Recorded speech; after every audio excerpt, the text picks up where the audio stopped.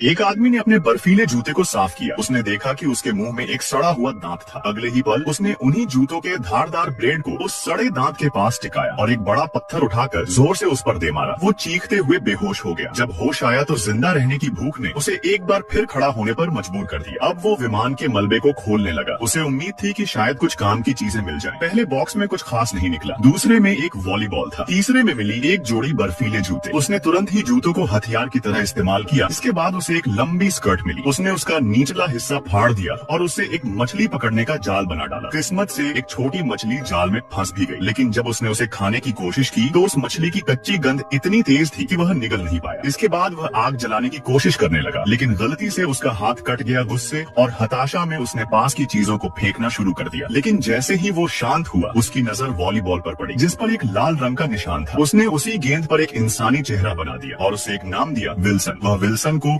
अपने पास बिठा देता और फिर आग जलाने की कोशिश में लग जाता। शायद वो अब इतना अकेला हो गया था कि विल्सन से बातें करने लगा। आखिरकार उसकी मेहनत रंग लाई। लकड़ी से धुआं उठने लगा और जब उसने फूंक मारी तो आग की एक चिंगारी उठी और जल उठी। उस रात उसने समुद्र तट पर आग जलाई और गर्मा गर्म केकड़ा खाया। अब उसके पास एक दोस्त भी था, भले ही वह बोल न सकता हो। 4 साल बीत गए। अब वह आदमी पूरी तरह बदल चुका था। वह इतना कुशल हो चुका था कि सिर्फ एक लकड़ी की छड़ी से बड़ी मछलियां पकड़ लेता था। फिर एक दिन उसे समुद्र में से बहकर आती हुई एक लोहे की शीट मिली। उसे देखते ही उसके दिमाग में एक योजना आई। अब उसने पेड़ काटना शुरू किया, सूखी लकड़ियां इकट्ठा की और पेड़ की छाल से रस्सियां बनाई। यहाँ तक कि पुराने वीडियो टेप को भी उसने फाड़कर उनसे और लंबी रस्सियां बना डाली, लेकिन फिर भी रस्सी कम पड़ रही थी। अब उसने विल्सन की ओर देखा, जैसे अपने किसी पुराने दोस्त से बहस कर रहा हो। आखिर में उसने पहाड़ की चोटी पर चढ़ाई की और वहाँ से वह रस्सी उतार ली, जिससे वो पहले कभी आत्महत्या करने वाला था। जाने से पहले उसने विल्सन को अच्छे से सजाया, पत्थरों की दीवार पर एक अलविदा संदेश उकेरा और फिर विल्सन को नाव के सामने बांध दिया। उसने उस एकमात्र पार्सल को भी साथ रखा जिसे उसने